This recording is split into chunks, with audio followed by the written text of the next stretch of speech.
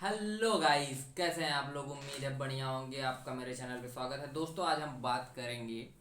बहुत कॉमन मेरे पास कमेंट आ रहा था कि सर जी ये बताइए कि अगर आदमी को फीवर हो गया है, किसी को भी फीवर हो गया, ह्यूमन बॉडी को फीवर हो गया, बुखार हो गया, और उसको ना मलेरिया है ना टाइफाइड है ना कुछ है, फिर भी उसको बुखार है, तो उसका ट्रीटमेंट क्या होगा।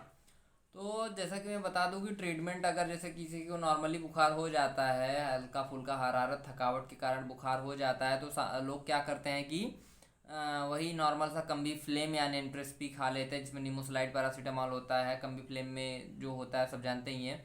ऐसा सब नॉर्मल सी दवा खा के कोई भी मेडिकल स्टोर से लेके खा लेते हैं, बट उससे आराम नहीं होता है।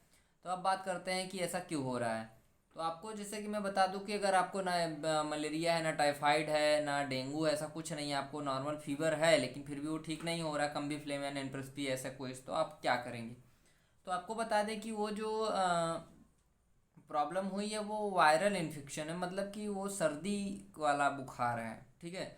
तो उसके लिए भी आपको एंटीबायोटिक लेना पड़ेगा। अब आपके मन में क्वेश्चंस आ रहे होंगे कि एंटीबायोटिक कौन सा लें। एंटीबायोटिक्स में जैसे कि सीफेक्सिन वगैरह है, सब तो टाइफाइड वगैरह में बैक्टीरियल इन्फेक्शन में चलते हैं, बट ये वायरल है। तो सर्दी हुआ है, आपको सर्दी हुआ है। सर्दी में आप जो है एजिथ्रोमाइसिन एजिथ्रोमाइसिन आता है, जो कि मैं साल्ट नेम बताता क्योंकि ब्रांड बहुत सारे आते हैं, तमाम ब्रांड आते हैं। तो किसी एक ब्रांड का नाम लूंगा तो आप उस नाम से खोजेंगे तो मिलेगा नहीं, तो इसलिए मैं एजिथ्रोमाइसिन साल्ट नेम बता रहा हूँ। एजिथ्रोमाइसिन आप एंटीबायोटिक लीजिए। उसको बॉडी वेट के हिसाब से, जैसे कि मैं पिछले वीडियो में बताया हूँ कितना कितना वेट देना है, तो एजिथ्रोमाइसिन टैबलेट लीजिए। और लीजिए पैरासीटामॉल। और लीजिए लियोसिट्रिजेन। और उसके साथ में आप एक कोई भी पेंटेप्राजोल गैस के लिए दे सकते हैं, जिसमें एसिलाक, रेंटेक, जेंटेक बहुत सारे आते हैं, पेंटाप आता है।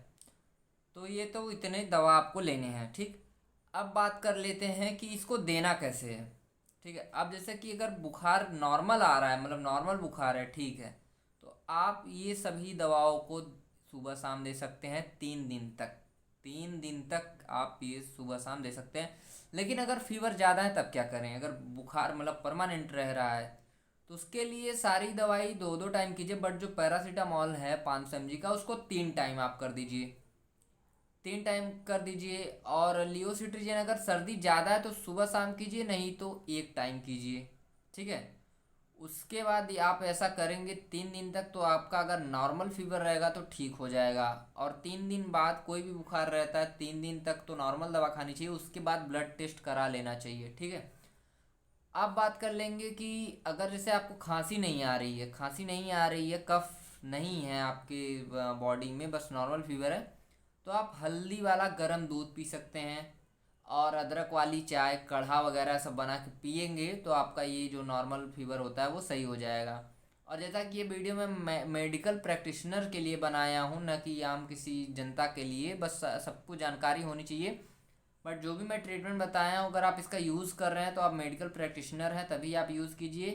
अन्यथा आप कोई भी दवा लेने से पहले अपने डॉक्टर की सलाह ज़रूर लीजिए। ठीक है। तो ये थी नॉर्मल फीवर की बीमारी के लिए इलाज था जो हमने बताया आपको। आप ऐसा करेंगे तो 100% आपको रिजल्ट मिलेगा।